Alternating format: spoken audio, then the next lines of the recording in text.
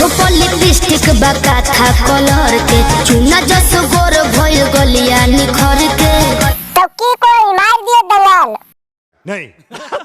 हटावा विचार आवा हो जाना पर मौका मिली तो चूकब ना।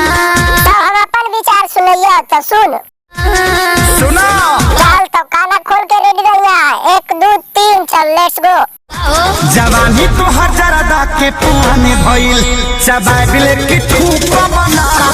देखो कैसारी भैया मीठा खैतुल तो कुछ ना जर्दा खैले बारू ना फेंक बुद्धा का होई भोड़िया तनी करे जाओ जोर जाइबो।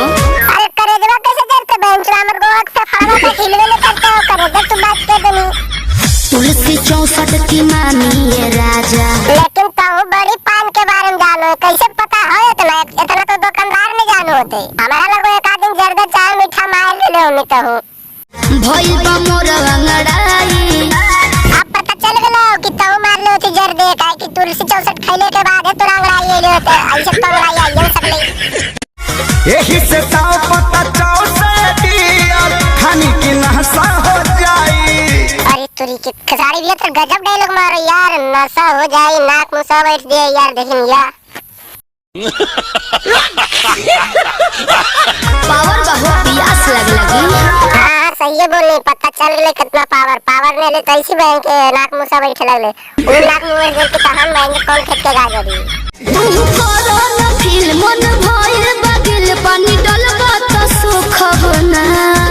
जखने तू बोलनी है मैं के चीज सोचे में परेशान ही हूं हमारा तो ये समझ में नहीं आ रहा तू आदमी एक ही पेड़ पौधा अच्छा तो फिर मतलब घोड़ा मुंह खुल गए बरसात में बड़ी तू बोल रही फिर हमारे मुंह से के शब्द निकलता हो जवानी तो हजारदा के पुराने भइल चबाबिले की ठूक बना। अरे एक बात फिक्स हो कतनु बारी घर में सुन लियो ने दिमाग में शांत हो वो लोग बार-बार सुनते रहिए तो ये बात पर लाइक शेयर सब्सक्राइब ठोक दियो तो इहे बकारम करी उठी सुती पारन आदत लगवन ई बदम सवाब बिलैया उरी सारी। अरे हमें खसरिया इधर निपट गए बाबू अब तो नहीं सबकी कर्मा बजाइयो ताली हाथ जमाई के रोज आंसू विवेक खाई चाहे के खलाइन दी है तो रुकब ना। मत ना लुकनी जो जल्दी जो एक के बाद फिर बोलबो फिर से बड़ी मजा आबो बोलम बाबू। जवानी तो हजारदा के पुराने भइल चबाबिले की ठूक बना।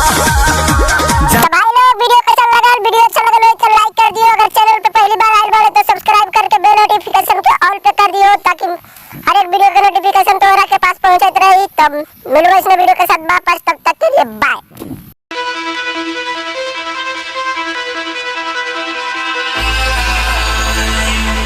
जवानी तो हजारदा के पुराने भइल चबाबिले की ठूक बना।